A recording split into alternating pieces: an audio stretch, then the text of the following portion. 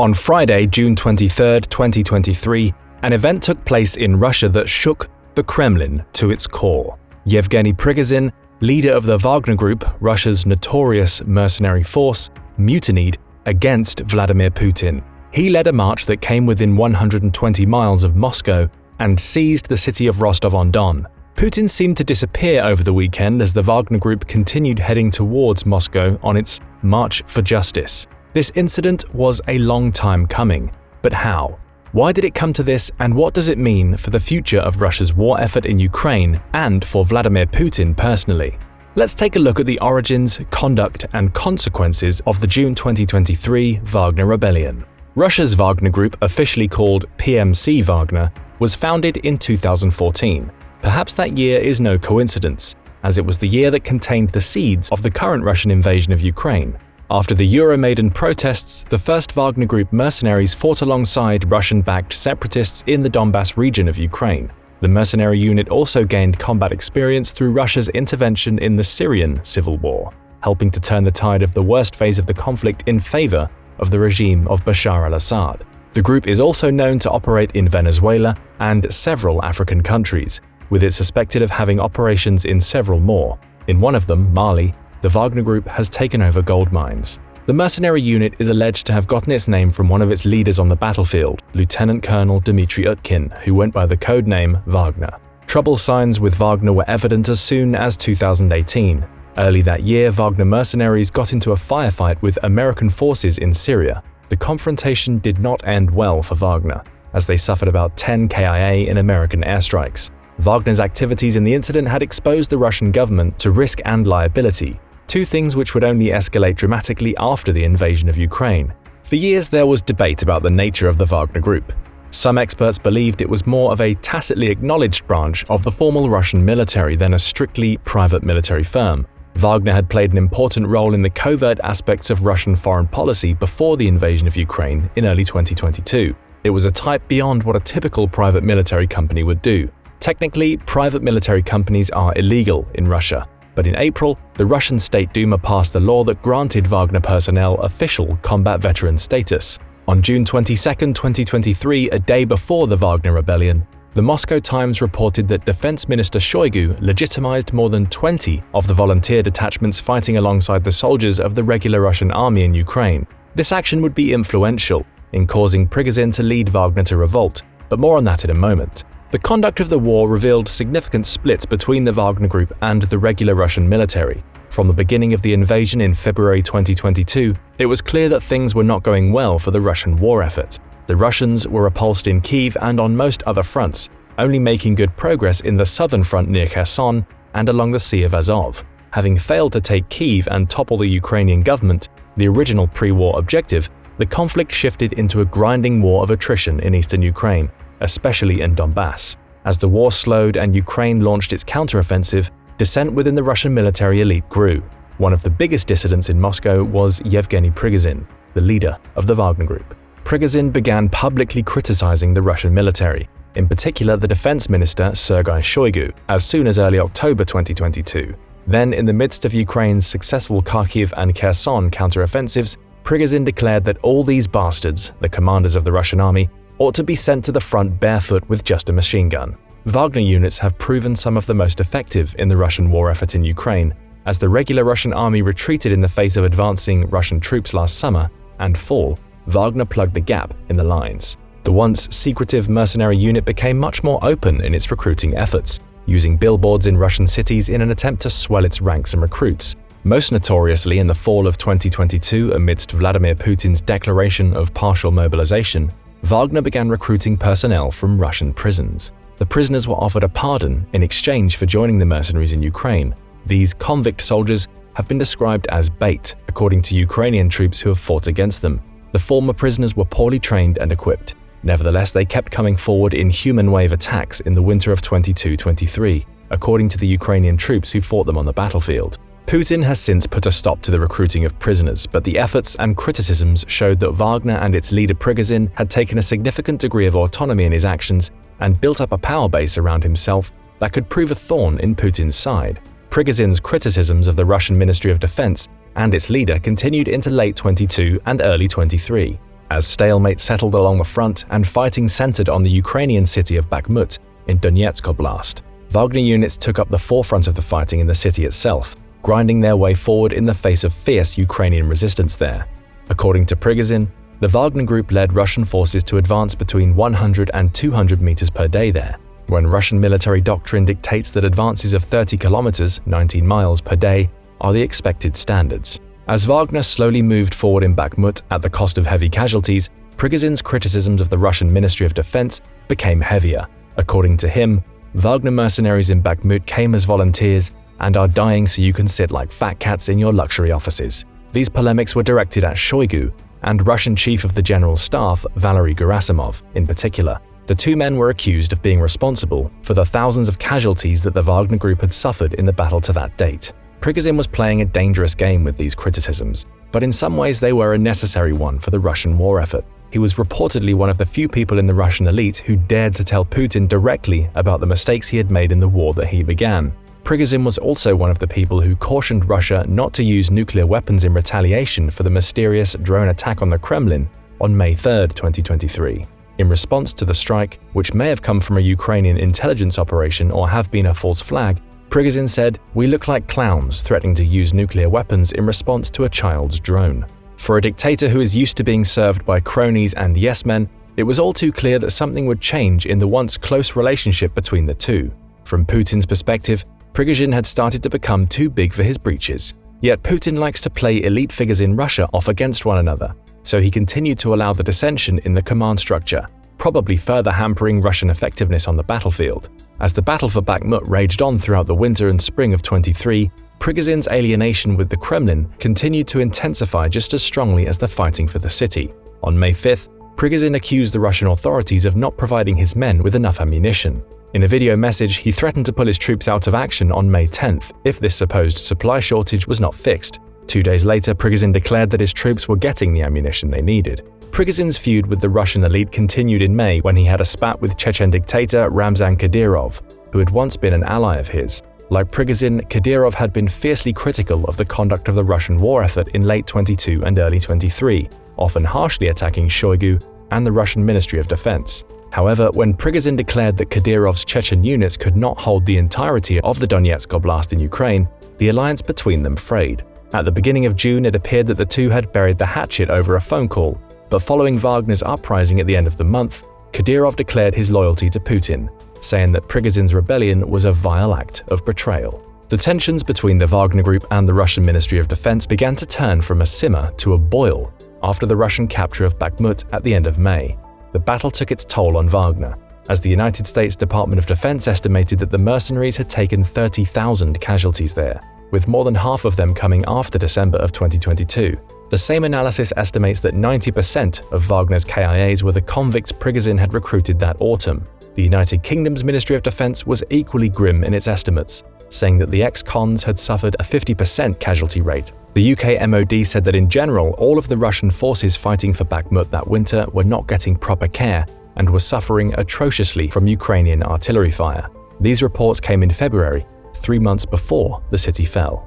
When the Wagner units in Bakhmut were replaced by regular Russian soldiers between May 25th and June 1st, Prigozhin again ruffled some feathers by suggesting that the regular army may be unable to handle the situation and his men would be ready to return if that was the case. On May 27th, the Institute for the Study of War reported that Prigozhin had been accused of planning a coup against the Russian leadership. His accuser, Igor Girkin, a man who played a key role in the events of 2014 that led to the creation of the Russian-backed separatist republics in Donbass, precisely warned that Prigozhin would mutiny if he maintained his status as the leader of the Wagner Group.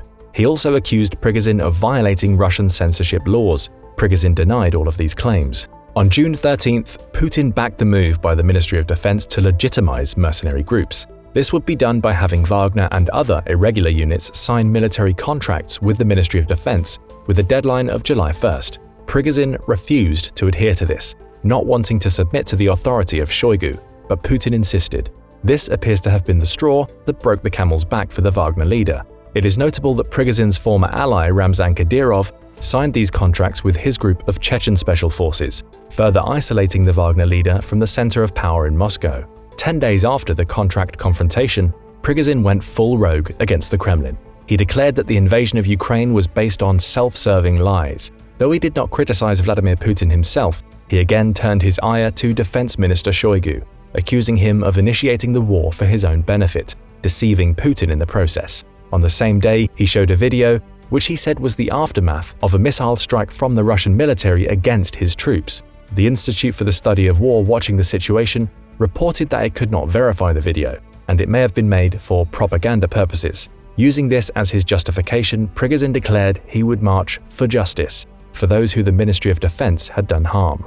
Prigozhin and his men then marched away from the front and into Russia, moving toward the city of Rostov-on-Don. The Wagner Group took control of the city with no resistance, and Prigozhin encouraged Russians to join him in his rebellion. He demanded a change in the military leadership, saying that Shoigu and Gerasimov had to go. Meanwhile, the Russian security forces were mobilizing. Prigozhin accused the Russian Ministry of Defense of ordering a helicopter to open fire on a civilian column, and that his men had shut it down. At 10 a.m. in Moscow, Vladimir Putin addressed the nation and vowed to crush Prigozhin's rebellion. Sometime afterward, the latter again reiterated his loyalty to Russia and did not criticize Putin. After a meeting with Deputy Defense Minister Yunusbek Bevkorov failed to convince him to end his mutiny, Prigozhin and his men moved north toward Moscow. Wagner traveled through the Voronezh region, meeting little resistance as the authorities in the Russian capital began to fortify the approaches to the city. Although Wagner did not have nearly enough troops to actually take Moscow, the mutiny caused a lot of panic in the city. Travel and communication restrictions were put in place as the mercenaries got closer. Then, on June 24th, Prigozhin called a sudden halt to the march on Moscow, stopping it 120 miles from the city. Putin would not negotiate with Prigozhin. He was in fact strangely absent after his national address. Reports circulated that Putin's plane had departed from Moscow sometime on June 24th. Putin's absence paved the way for the Belarusian dictator Alexander Lukashenko to intervene and broker a deal, allegedly at the invitation of both sides. Lukashenko, a personal friend of Prigozhin's, offered to host the Wagner leader in Belarus in exile. Lukashenko's offer allowed Prigozhin to de-escalate the situation while saving face. Meanwhile, the last thing that Lukashenko would have wanted was a destabilized Russia, since he depends on Putin's support to stay in power. Following this agreement, Prigozhin addressed his men. He ordered them to stand down and return to their camps to avoid any bloodshed, bragging that no Wagner fighter was lost during the rebellion. The mercenaries left Rostov-on-Don without resistance. To the cheers of some of the people in the city, their decision to abandon the city was important, as it is a logistical hub for Crimea and the Russian armies fighting in Ukraine. A dispute over it would have been very bloody indeed, and could have given Prigozhin significant leverage over the Russian leadership. Although Prigozhin bragged about the lack of bloodshed, some blood had been spilled in the rebellion. The Wagner column came within 120 miles of Moscow and shot down several Russian aircraft. 5 helicopters went down, as well as an Ilyushin Il-22M Kut aerial command post and radio relay plane. At least 13 members of the Russian military died in these attacks. After the deal with Lukashenko to end the rebellion, Putin reappeared. On June 26th, he offered his Wagner fighters 3 choices: sign a contract with the Ministry of Defense or formal law enforcement agencies to legitimize themselves, return home, or go to Belarus in exile. On June 27th, after Putin thanked the Russian military and other law enforcement agencies, Wagner announced it would transfer its heavy weapons to the regular Russian army. Meanwhile, some of the criminal charges against Prigozhin were dropped as he reportedly landed in Belarus to begin his exile. He is still under investigation for treason. Although the mutiny only lasted 2 days and both sides were eager to avoid civil strife, it was yet another sign of growing dissent among the Russian elite over the conduct of the war and its consequences. What are the potential long-term ramifications of this aborted uprising against Putin's rule? Prigozhin's exile to Belarus, the looming defense ministry contracts, and the transfer of heavy weapons from Wagner suggests that the group's days as a distinct unit may be numbered. Shoigu then appears to have won the long-running feud, although this is still an evolving situation. Shoigu has always been a close ally of Putin, and Russia's dictator is likely keen on keeping him around as dissent within Moscow over the war continues to simmer. Putin had done a lot to establish Prigozhin and Wagner as an instrument of policy. The fact that this unit turned against him will not convince him to be more trusting of others. Loyalty to him rather than competence will likely become even more important in his future calculations. Putin, now 70 years old, has also not established a clear line of succession. In some ways, this makes sense, as it helps him to maintain power by not having a figure that dissenters can rally around. On the other hand, it opens the door for chaos as elites in the Kremlin jockey with one another for position. This may have been Prigozhin's aim with his increasingly abrasive behavior over the course of the war. Perhaps he was thinking that had he been able to emerge as a hero, his prospects of succeeding Putin would have grown. Although Putin vowed to punish those involved in the rebellion, the events from June 23rd to 25th demonstrated his weakness. This latest round of chaos in the Russian interior came only a month after the Belgorod raid that saw Russian dissidents seize territory in Russia for 2 days, with total confusion and Putin seemingly absent there too. Prigozhin had earlier volunteered to intervene in the Belgorod raid, but this was refused. Instead, Kadyrov's Akhmat unit, essentially his personal militia, was tasked with securing the area. Putin was again humiliated in the Wagner rebellion. For now, figures like Kadyrov remain loyal to Putin, but there is no guarantee that that will remain the same in the future. It has become more and more apparent that Russia is isolated from the global economy and trapped in a costly war seemingly with no objective or exit strategy. Although Ukraine's 2023 counteroffensive is not matching the effectiveness seen in its 2022 campaigns, each additional lever of pressure will tighten the screws on Putin. The Ukrainians will be eager to redouble their efforts. As the war is likely to drag on into 2024, when Russia is slated to hold a presidential election, elites within the country may decide that they can no longer support an aging and weak Putin remaining in power as the war continues to put pressure on the Russian economy and casualties mount. Prigozhin denounced the war before he began his mutiny. Kadyrov has also been fiercely critical as well as self-interested. They are likely not the only two higher-ups who share these feelings. Any further weakening of Putin's authority at home or Ukrainian successes on the battlefield will make him that much more vulnerable. Putin's needing Belarus to defuse the situation probably weakened his image even more than the rebellion itself. His absence and Belarus's intervention may have sent the message that he was incapable of handling the situation. The fact that the crowds in Rostov cheered Wagner troops as they made their exit also does not bode well for Putin's public image. The fact that Prigozhin implied that Putin was easily deceived by his inner circle also raises questions about his fitness for leadership.